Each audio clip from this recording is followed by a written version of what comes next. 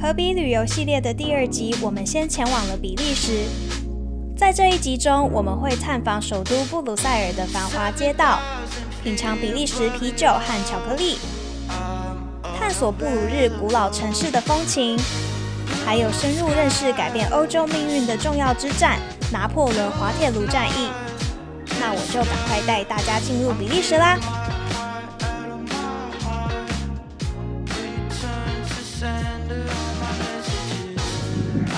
布鲁塞尔广场。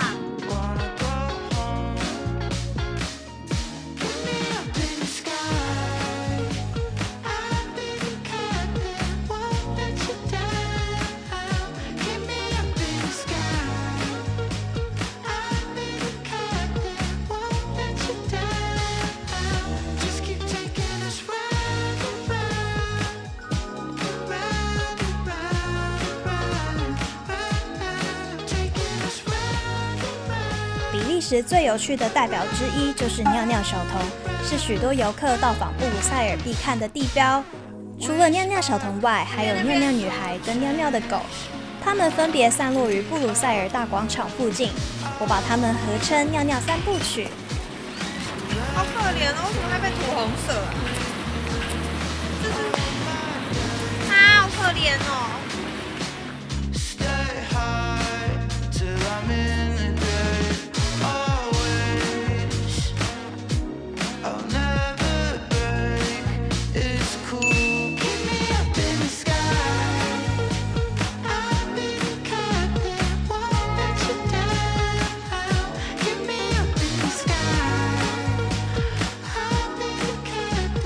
传说中，尿尿小童是为了纪念当地一名小男孩。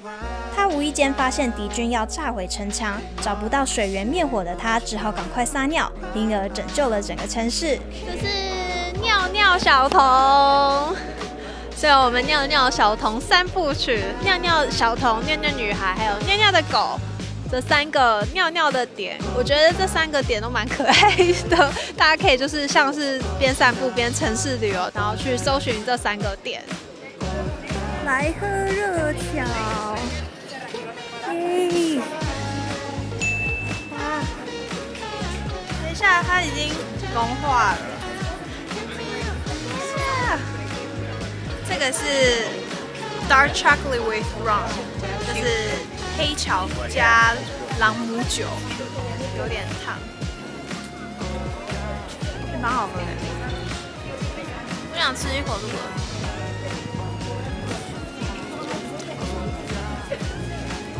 他说是黑巧，但我觉得有点甜，然后等它融化。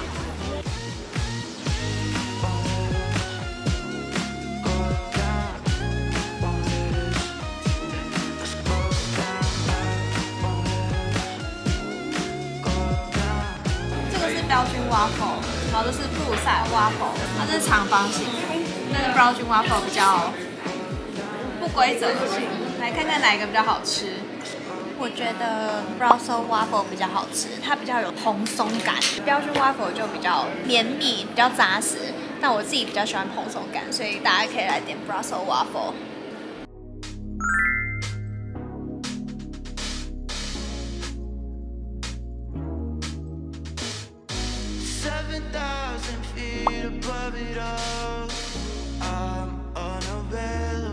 我好想买哦，它好可爱哦！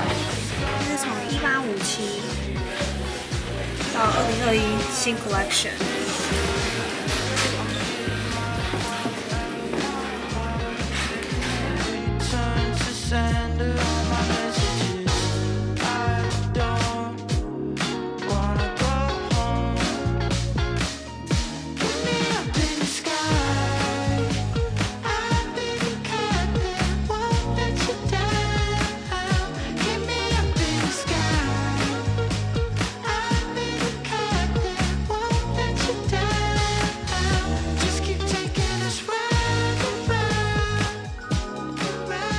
在这一条 Royal Gallery of St. Brewert 爆买巧克力，买了3间，第一间是 Mary，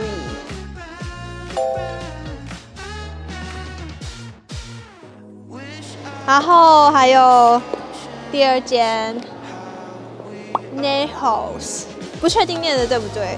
还有第3间 Pier Marcolini， 它这间其实好像是马卡龙比较有名，但也有巧克力，所以我也有买。我也有搜寻看到有人说，其实这些店在比利时其他地方也都有分店，而且卖的比较便宜。可能是因为在这一条街上看起来比较像是展示店，所以它卖的比较贵。也有可能因为这边都是观光客，所以它卖的比较贵啦。如果你觉得这边卖的比较贵的话，也可以去其他的分店看看，或许买的比较便宜。因为我没有时间去其他分店，只好在这一条街先买。这些巧克力店都可以退税，所以可以注意一下退税的资讯。Taking us round and round, ignoring the signals round, round. I keep on folding the map, stay up. It's been a while since I've had. Tres Leon 是一间比利时最有名的淡菜餐厅，创始于1893年。许多观光客都慕名他们的薯条还有淡菜而来。我那天晚上8点来，餐厅外面依旧满满的人在排队。满满的都是见货。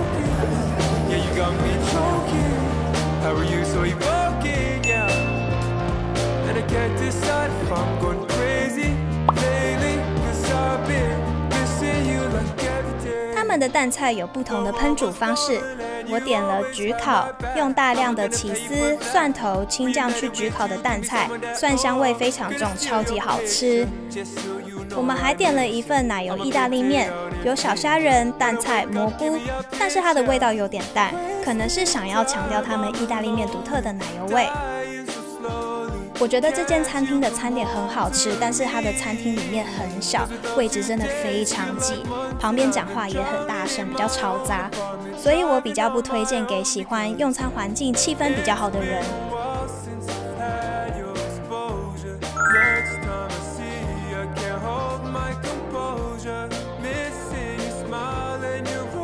比起其他国家，比利时啤酒的酒精浓度更高，也强调独特的水果、脂类或香料的酵母风味。来比利时一定要尝尝看他们的啤酒哦。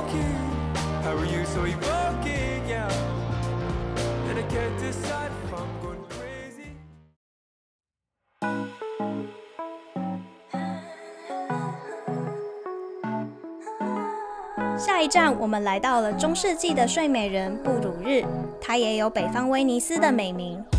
因为一条条交错的运河网络，布鲁日在13世纪成为欧洲重要的贸易商港，但在15世纪时因泥沙淤积导致水道变窄，大型船只无法驶入，而形成了经济萧条。现在的布鲁日则因为保存了完整的中世纪建筑和迷人的运河景观，所以成为了热门的观光地。现在要去搭船，在布鲁日的小镇。布鲁日又被称作北方威尼斯，因为它的城镇里有很多运河，大家都会用这个船当做交通工具。我们就来搭船 explore 布鲁日。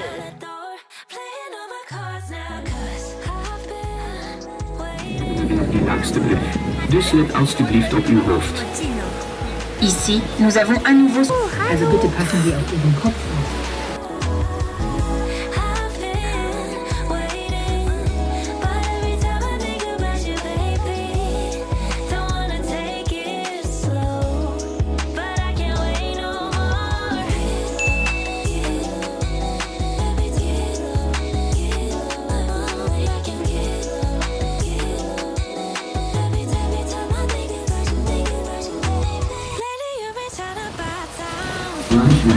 Kanal sie in Anfangsweise mit typischer Fotos von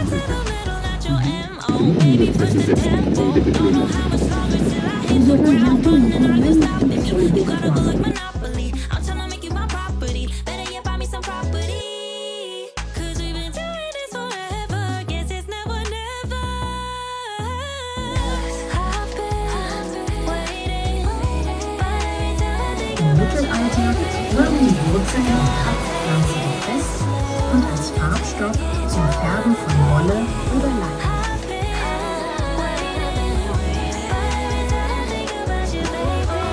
大家如果来到布鲁日，我非常推荐一定要来做这个运河游船，因为布鲁日我觉得每一栋建筑都非常有味道。因为我没有时间慢慢徒步去走，所以就直接坐这个运河，它就可以带你逛大部分的建筑。我是坐这一间运河，半个小时15块欧元，我觉得还蛮划算的。大家记得来布鲁日一定要坐运河游船哦。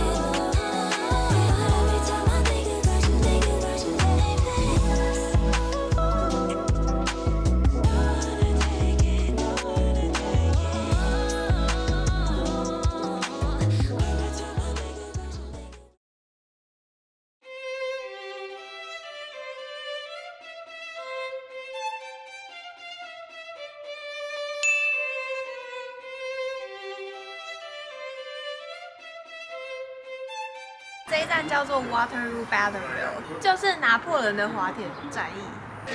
这个博物馆记录了完整的滑铁卢战役、当代的科技发展以及战后的纪念。一进门就有这个士兵，吓我一跳。整块 field 超大。好多小小的士兵，好难想象哦。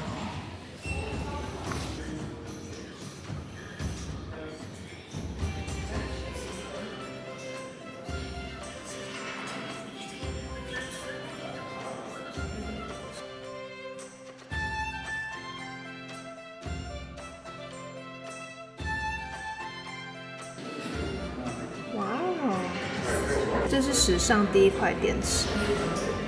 太酷了吧！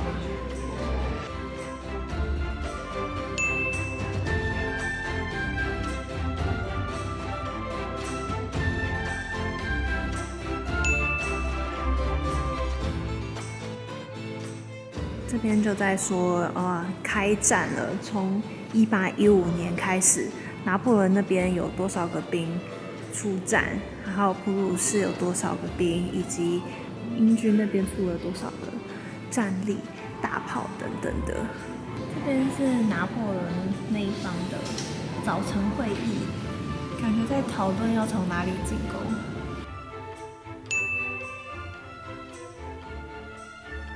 有一种从上往下看英军、普鲁士还有法军这3个军队对峙的感觉，以及它的地理位置都标得很清楚，然后还有一些战斗的画面，我觉得做的蛮厉害的，就是有让我身临其境的感觉。我是拿破仑，我用望远镜然后指挥着我的军队。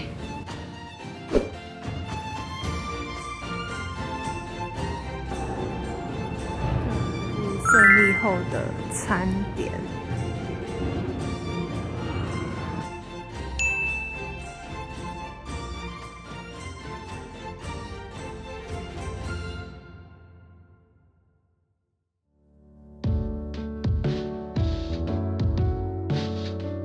外面的狮子丘建于1826年，纪念滑铁卢战役时受伤的荷兰国王之子 Prince of Orange 所建的人工山丘。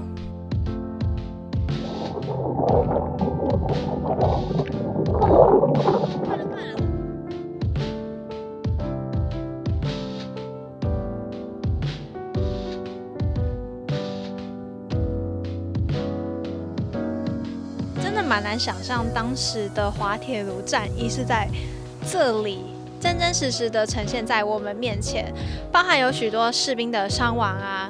我们刚刚也有看到一具尸体，是在几百年后这个博物馆创立的时候被挖出来的。其实刚刚看完那个影片，我觉得有点悲壮，尤其是拿破仑最后输了的时候，环望自己军队战败的样子，我自己都可以感受得出来他的失落感以及悲壮感。不知道，我觉得来这边莫名的有一点哀伤，尤其是看到人类自相残杀，甚至我还觉得马很可怜。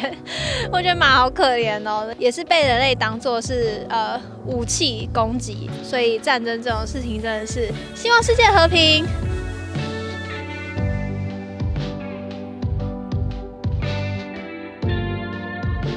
在许多人心中，比利时可能不是欧洲行的首选。虽然我只有停留了比利时短短不到3天，但是比利时历史悠久的城市和丰富的文化遗产让我印象深刻。布鲁塞尔是个历史与现代融合的城市，有点混乱却又充满魅力。当穿梭在布鲁日中古世纪的街道里，每一个转角都很迷人。还有喜欢欧洲历史的人一定不能错过改变欧洲命运的战争——滑铁卢之战。如果有机会的话，我还是会推荐来这个国家走走。